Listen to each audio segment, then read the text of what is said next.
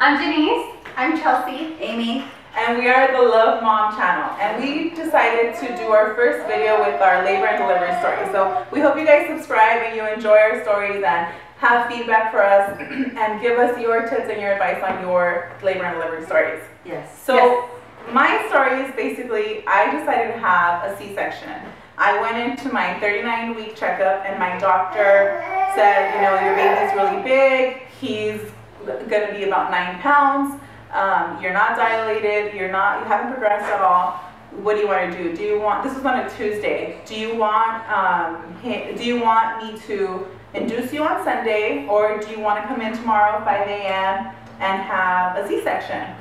And I thought, and she did say, you know, you're not dilated, so there is a good possibility that you will end up with a C-section regardless. So I was like, there's no way in hell that I'm going to be in labor for 24 hours and then end up with a C-section. Is that how you told the doctor? Yeah. I told her, I said, like, there's no way in hell I'm going to do that. And she said, okay. So that was it. I went home, I got ready, I got everything ready, and 5 a.m., you know, I left with my family to the hospital, and we had him at 7. Wow. No, wait, 7:55, he was born. So mine, I guess, I have 3 kids, so I guess start with my firstborn. I wasn't ready. There's no book that'll tell you how to be ready. I was living off laundry money.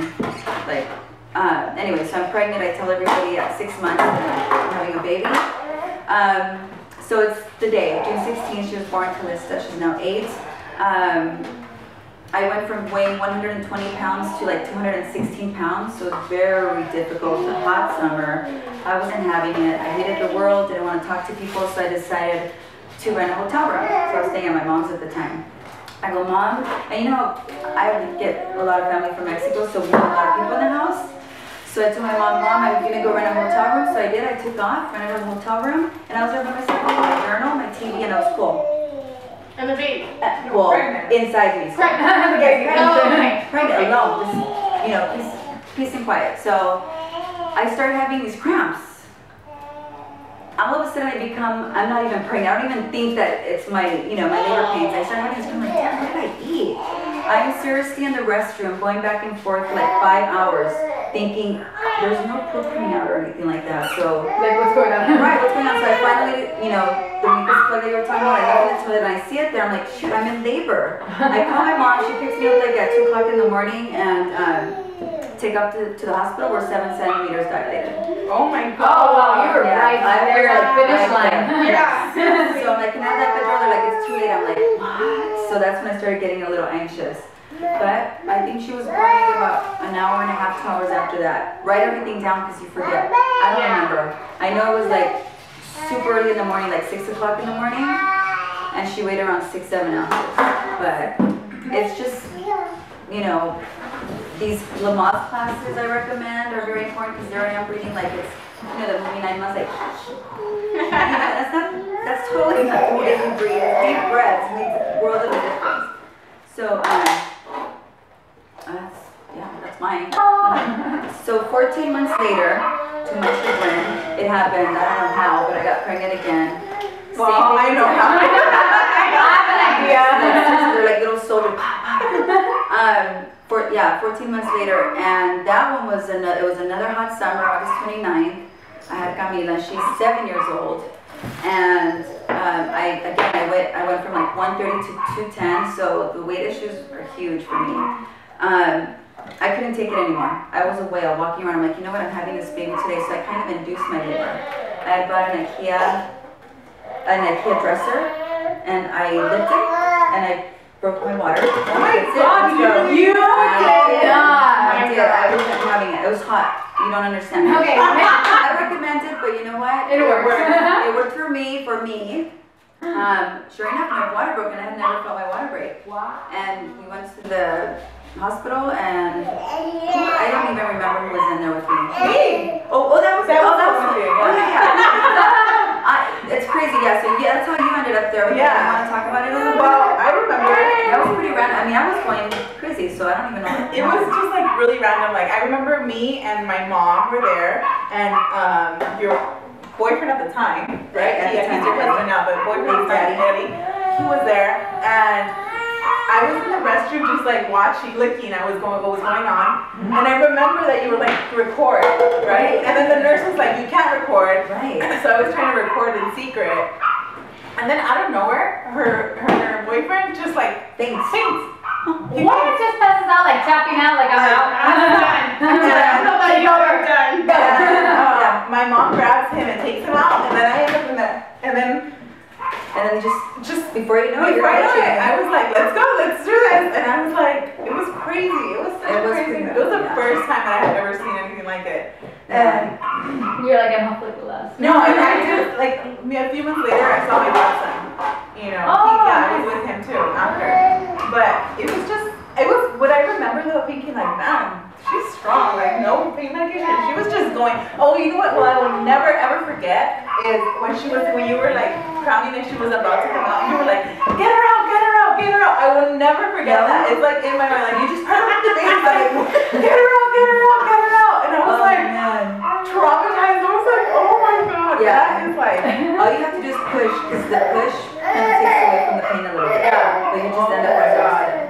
But wow, epidural with the third one, Charlotte, we had a winner. Wow. We had more. I mean, I think it was more nerve-wracking putting the needle inside me. You know what's pushing? Yeah, because I didn't even feel the needle go inside me, and it was just so relaxing. Yeah. And I'm like, oh, that's it. I didn't even feel. I'm like, that's it. It was like seriously 5 minutes after they induced it. And You're like, come on, really? I'm like, really? I'm gonna have more children. Yeah. Are you? No, I'm not. Just well, I had a good pregnancy. Really good pregnancy. No morning sickness. I think the only thing I really suffered from was swollen feet towards the end. Yeah, that was a killer for me. It wasn't dilated more by Saturday morning, which was the 17th, that I would have to just go in to the doctor. So I was like, okay. May 16th, I start bleeding. And so I call him and he's like, I need you to go in, just go into the emergency. I'm like, okay. So I go into the emergency and they run some tests. And before, like, we're chilling here. I took a shower, I did my hair, we're like taking photos. I was like chilling, like walking around like a whale, chilling, I was chilling. So we get to the hospital, we go in for an ultrasound and my sac started leaking. So that was at about 1 in the morning, May 17th. So about an hour after my sac started leaking, my water broke at 5:45. 7:45, I got the epidural. 2 o'clock, that's when the doctor arrived, and they said I was going to start pushing in about 15 minutes. So started pushing at 2:15. Everything was good, and then all of a sudden, he told me I needed to get it together because her heart rate was dropping. So I was like, okay. Nerve-wracking. Yes, Yeah, very nerve-wracking. So I had to concentrate and start pushing. And I did about 2 or 3 pushes. And it does. Still. Oh, no. Still, he's like, I need to know how much time do we have. So he asks the nurse, how much time do we have? She says 2 minutes.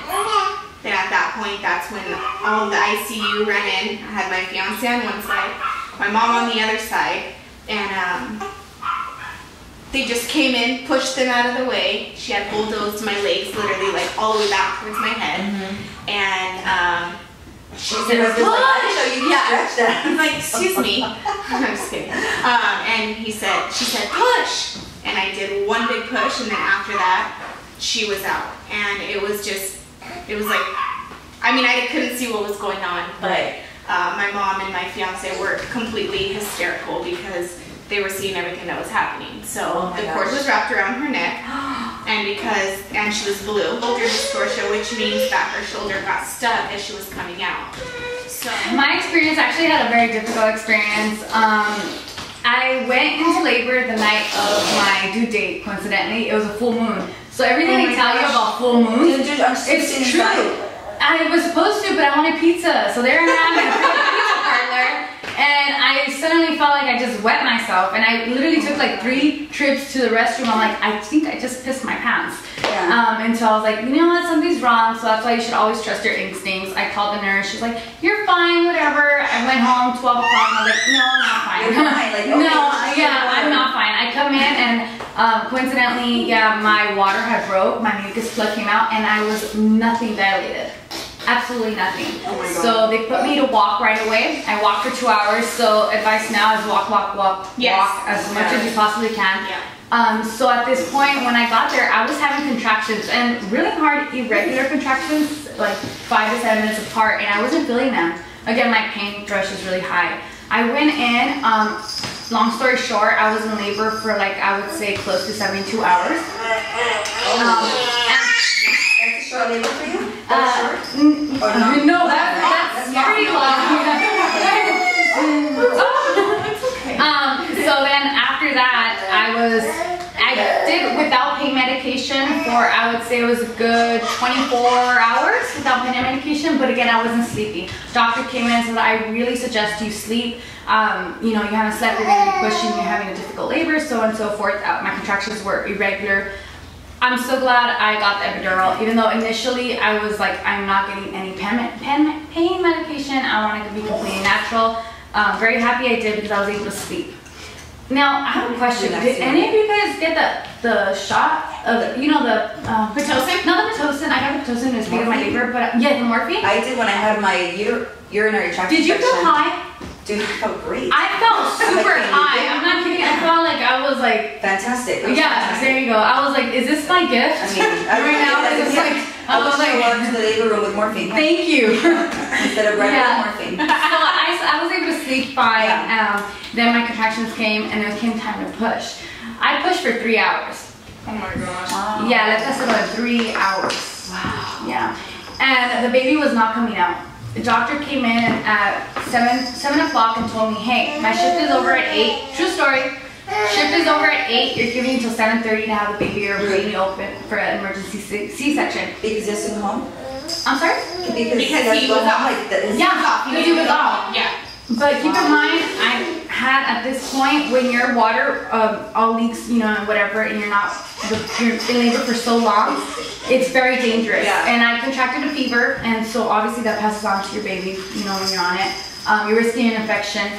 But, you know, after being in labor for so long, and I'm thinking, like, if all my great-grandmother was able to have like 12 kids, no medication, in a home, I think I could push out a baby, you know what I mean, no matter how long it takes me. Yeah.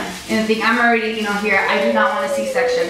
So, yeah, the guy told me 7:30 your benchmark. I pushed her at 7:31. Oh my God. Yeah, I pushed, 8 pounds, 4.4 ounces. So she was a big baby. Yeah, it was quite an experience. Awesome. In labor for that long. That was I was so scared. Because you can never predict how your labor's going to be. Yeah. Ever. And it's actually... we wanted to create this channel to have a place where moms can go to for advice and to have something that is not like just one person, that's 4 different people that had 4 different experiences. And, you know, for us 3, this is our first baby. For Amy, she has 3 babies, so just a place where you can get different advice and there's no judgment, you know, there isn't no like right way, no competition, no mom shaming. No mom shaming, like there's no right way or wrong way. Gabby, I'm Janice, Amy, Chelsea, and we are the Love Mom Channel. Please subscribe. Bye. How long were you pushing for? I didn't push, I had a C-section, girl. Oh! Oh, someone farted. Did you hear that, Madison? you do it too, additional. Yeah.